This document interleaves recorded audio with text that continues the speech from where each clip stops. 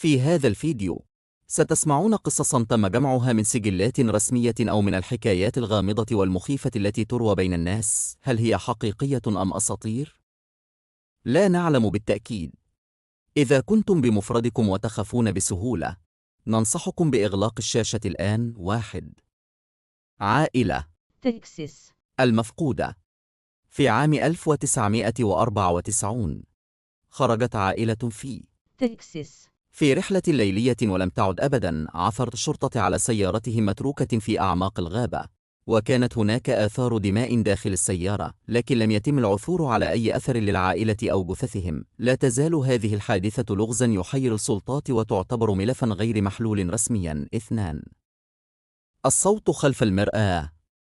في نيويورك. امرأة تعيش وحدها كانت تسمع أصواتا غريبة تأتي من الحمام باستمرار. أبلغت الشرطة، وفي البداية لم يصدقها أحد، حتى تم اكتشاف فتحة صغيرة في الجدار، وعندما دخلوا وجدوا رجلا بلا مأوى يعيش هناك ويراقب تحركات المرأة لأشهر.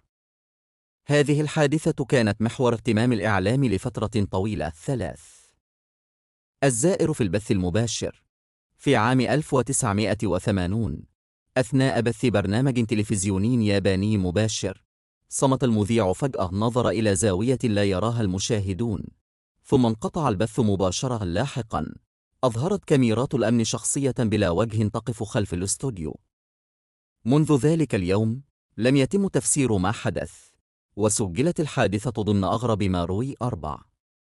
المخيم المفقود في الغابة الضبابية.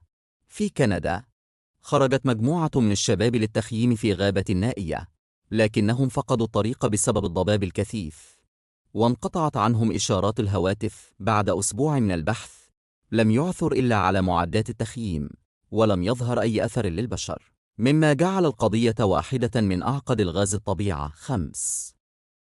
عربة القطار المفقودة. في عام 1950 في اليابان انطلقت عربة قطر واختفت فجأة في منتصف الطريق. لم يتم العثور عليها، لا على القضبان ولا في أي مكان آخر. حتى اليوم لا توجد أي وثائق رسمية تفسر ما جرى، وتبقى الحكاية واحدة من أغرب القصص التي يرويها الناس هناك. هل هذه القصص حقيقية؟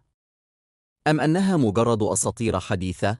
مهما كانت الحقيقة، فإن هذه الأحداث تثير القشعريرة وتبقى عالقة في أذهاننا، خاصة في الظلام. نراكم في الفيديو القادم.